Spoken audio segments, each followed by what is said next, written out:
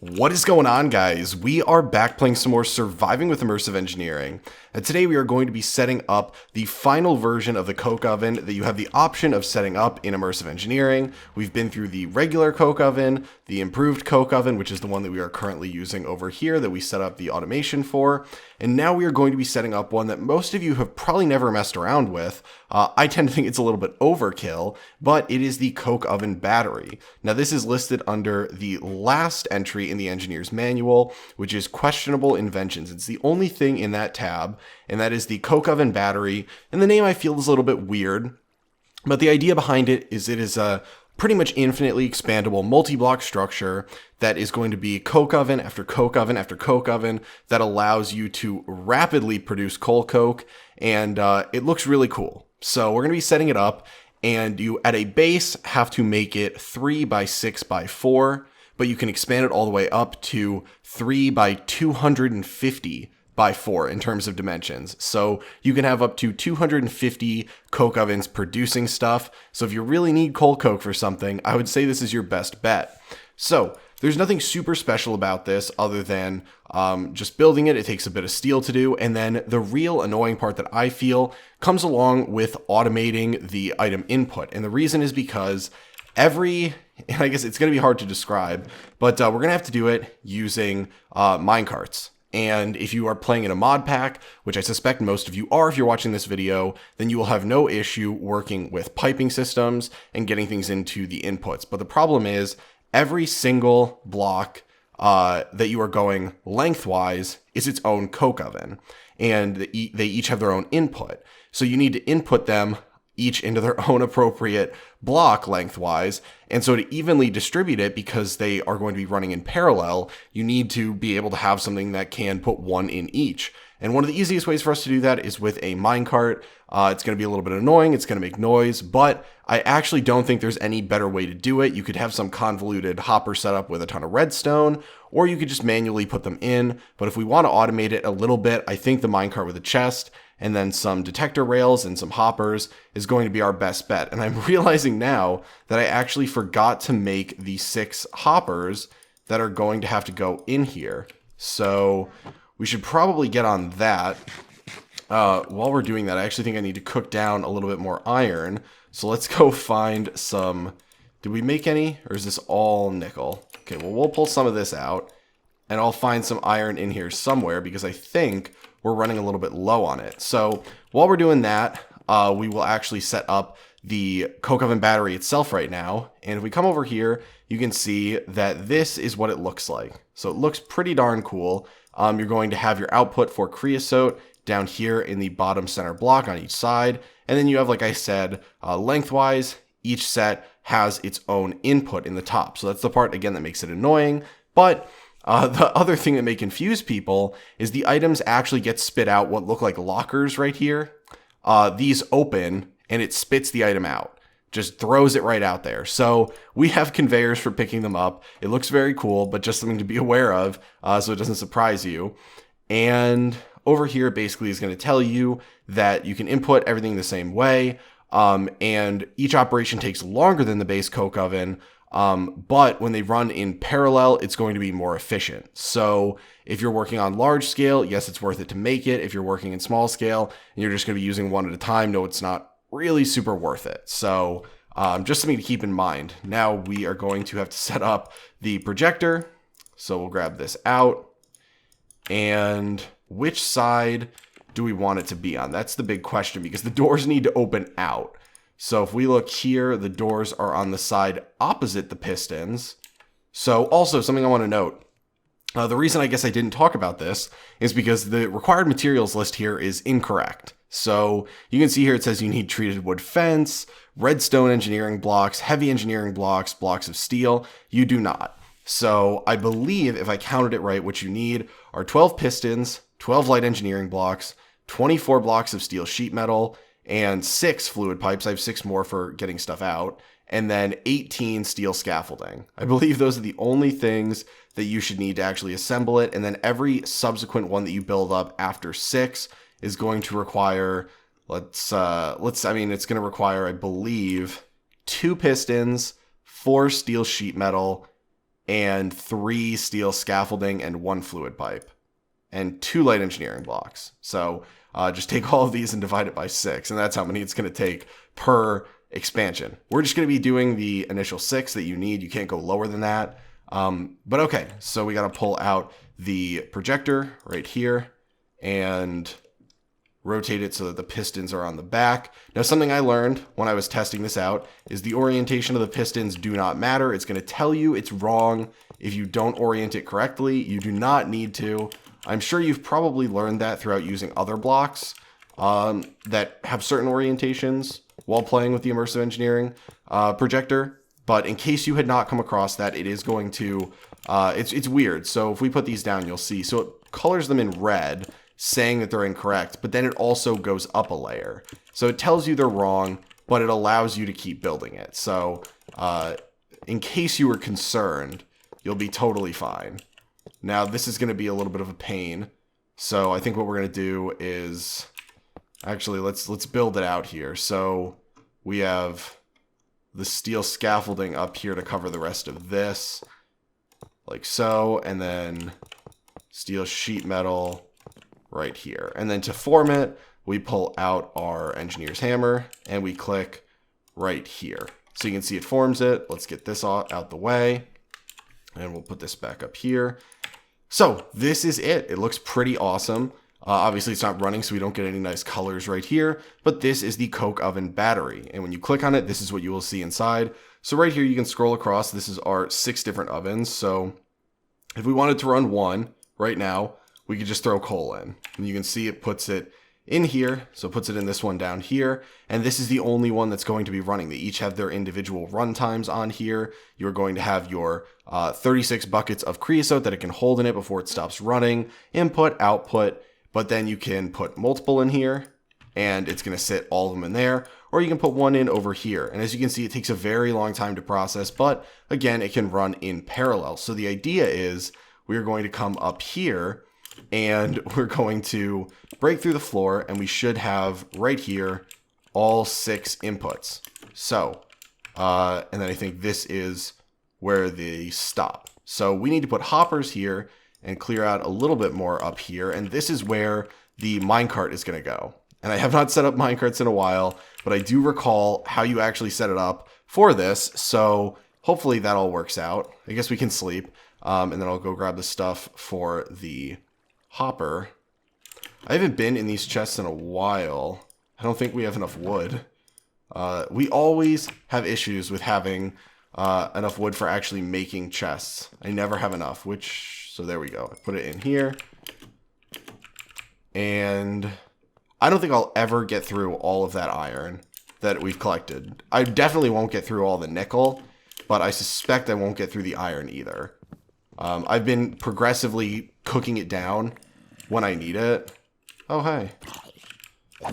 Guys hiding over here. But I don't think I'll ever fully use it up because I accidentally AFK'd and let it run for a ton of time, and the conveyors didn't let the items despawn, so I ended up getting to save all of the iron, but honestly I didn't really need it, so yeah.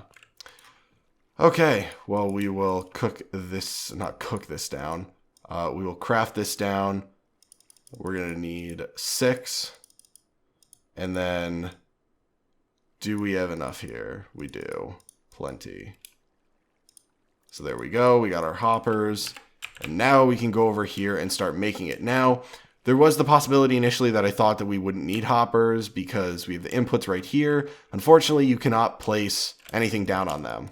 So we cannot put the minecart stuff down, and I do not believe with conveyor belts that they can work effectively. Obviously, you have the dropping conveyor belts, and you might need some redstone, and there might be a way to set it up where you can have it put one in each, but I think the way to get it evenly distributed best is using, if you have no other mods, and I'm specifying that because I know most of you have other mods that you will be able to very easily do this with, and I'm very jealous, that we use the minecart. So, the way we're going to do this is putting down regular rails all across here.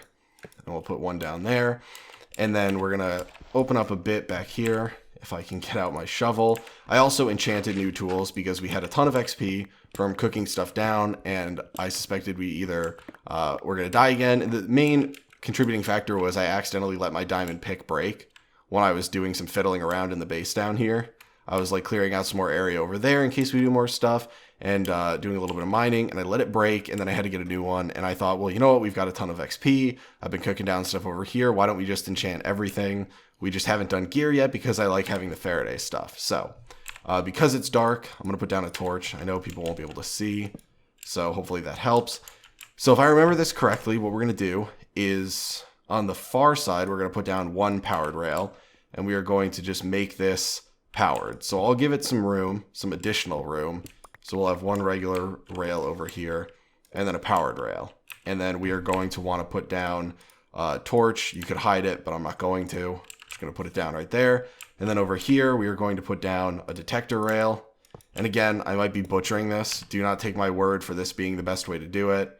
But this is how I remember doing it before. So then we need a block back here. And we put down the minecart right here, and then we need some room right over here because we are going to do a comparator. And then we are going to do a repeater and some regular redstone because the signal might get super low. I think that's why we did that, to over here. And then we can just put down like a button right here. Now, this is the part that I'm really, I'm not going to tell you to do this. The button right here is going to be to power this rail. Once there's something in that cart, it will keep going until it's completely filled all these and emptied the cart out. So really, you would want to do this where you have a better way to fill the cart and then have it automatically go. I'm too lazy to put a bunch of redstone down there. This is just to show you guys how this actually works, and we can use it when we'd like if we're doing mass production of this stuff. But I will tell you that while I think this minecart method may be a very good way to do it, I'm not going to say that the setup is the best. I definitely don't think having a button up here that you have to push every time you put something in the cart is the best way. There's definitely a way to, once you fill the cart, have it automatically start going and then stop when it's empty. But we're not going to do that right now. So what we're going to do is put the coal in, and then we're going to push the button, and it will continue going up and down and dropping stuff out of the cart until it's completely empty. And what it should do is this will be a little bit skewed in terms of being filled because the last two already had some in it, but it'll keep going until it's been distributed evenly if there hadn't been anything in there yet, which is exactly what we want. And so if I were to come up here, I would want to ideally throw in something like 6, stacks of coal and have it evenly distributed or something along those lines. But again, something I will say is if you're putting in mass amounts and you're going to be filling each one with a stack, then you might as well just manually click it in. So when you're working with something that's going to be on the scale of maybe 10 plus of these, it might be worth it to automate it. Or if you're going to be dumping in, I would say medium amounts, so a little bit over half a stack. But you see it stops when we have nothing left in here. And if we go down, you can see all of them are running. And if you go in here, you can see that they pretty much have it evenly distributed. Like I said, we have 2 additional in the back 2. But when they are done now, they're going to spit it out the front. And I hope we do get to see that. But another thing that we got to do is put down the conveyor belts and then put down a chest. And the chest is going to go right over here. So we have enough conveyor belts that they're just going to go in front of these like so. Now, it's going to look a little bit weird. You may want to put a layer of glass out here, have these set further back in the wall wherever you do it. These doors do swing all the way open and the item falls out from about up here. So while it will get caught down here and it will fall basically straight down, it does kind of pop out a little bit. So we'll do that, and then we will put a chest right here. And I guess we could fill in over here if we really wanted to, if I didn't put away all of the stone bricks that I mined out from over here earlier. But then we also are going to have something to do with the creosote. Chances are I would just do something stupid like put down one of these barrels because I'm super lazy. But your best bet would be to put something down like an actual tank where you can store it, or find some way to make it actually useful. Or if you're playing in a mod and you have something that you can drop it into the void, you have one of those like void for liquids, I would do that. Because quite frankly, I don't think there will ever be a reason to have that much creosote as you will get from right here. I don't think I'd ever be able to use up all the creosote that alone these 2 stacks make. I actually don't. But we're going to watch for these 2 to finish. just so you guys can see them pop out from the last two over here. And then we'll call it a day, because I think that's pretty much all we're going to do for this setup. Again, I don't really think we're going to use this much. It's why I put it in the back of the room, away from everything, but it's cool because if you have a need for a ton of coal coke or a ton of creosote, or you want something that looks really awesome in a huge factory that you can make extremely large, then this would be it. But this is actually one of the last large things that we have in Immersive Engineering and its accompanying mods to set up. We've gone through pretty much everything else. In terms of the heavy machinery, we've gone through pretty much all of this, through the oil processing, the immersive tech. We didn't do a couple of these, but the main idea we have, we have the steam turbine, the alternator, solar tower, distiller. We didn't do the boiler. That's really it. So we've done pretty much all the big machines. There are smaller things that we could go over in sort of a miscellaneous episode, but I'm going to leave that up to you guys. So we actually saw right there that it finished processing and it spit out 9. So it was running 9 at once. That's why it took a while. But as you can see, they're all running in parallel. So you're going to get this one spitting it out soon. They also don't need 9 to run, in case you were worried. But you can see, look at that. Look at how cool that looks. So it opens, drops them down, which is awesome. So 6 times faster with all of these than a single coke oven. But unfortunately, it is a little bit deceptive because I believe each of these is as efficient as a coke oven. So making this, which requires a larger area and everything, is 6 times more efficient. So it's, I think the numbers can be a little bit deceptive, but it looks very awesome. But like I was saying, let me know in the comments if there's anything specific you'd like to see me cover before we move on to something else. Obviously, this is just kind of recapping Immersive Engineering with a lot of the new stuff that's been put in and some of the updates. But a lot of stuff hasn't changed. I'm not going to tell you to go watch the old series. The mic was awful back then. It's been 4, 5, 6 even years since that, maybe even 7. I have no idea. I recorded that before I even went to college. So, and now I'm out of college with a job. So it's been a long time since that was recorded. So I don't mind redoing stuff that you guys want to see. If you want to see some fun stuff in here, also let me know.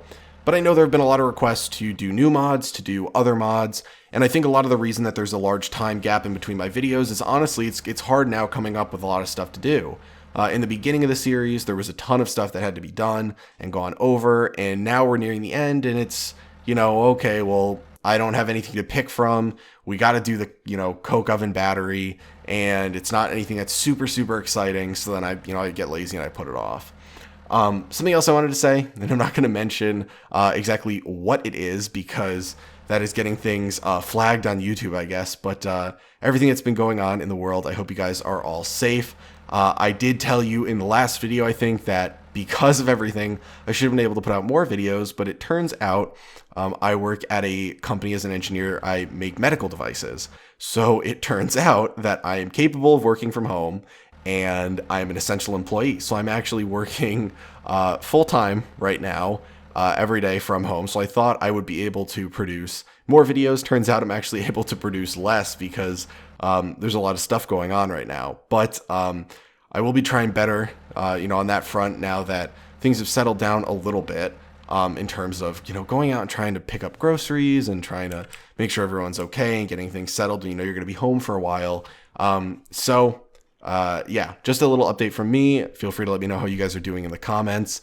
I hope you are all doing well. I hope, no one says anything other than they're doing well, because I would never want to hear that. But, if you need someone to talk to, I am always here. By the way, I know this is not a fun time for anyone around the world. But yeah, I don't want to talk too much on the subject because it's a little depressing and YouTube does not like that. So that's a little update on my life. Feel free to give me one in the comments. And you guys also let me know if there's any other mods you want to see. I will do a series wrap up where I ask you when the series ends what mods you'd like to see, but I always like to get updates from you guys. And then on top of that, let me know if there's anything you'd like to see from Immersive Engineering or any of the accompanying mods that we have in here, like Immersive Petroleum and stuff, before we move on. But that's going to be it for today, guys. Hopefully you enjoyed the video. Hopefully you guys are all staying safe and healthy, and same with your families and friends, and you're keeping busy. And I will talk to you guys later. Standing in a glass bowl at the end of a black hole, cold, lost and upside down. Faces swirling past me, all my memories rolling back.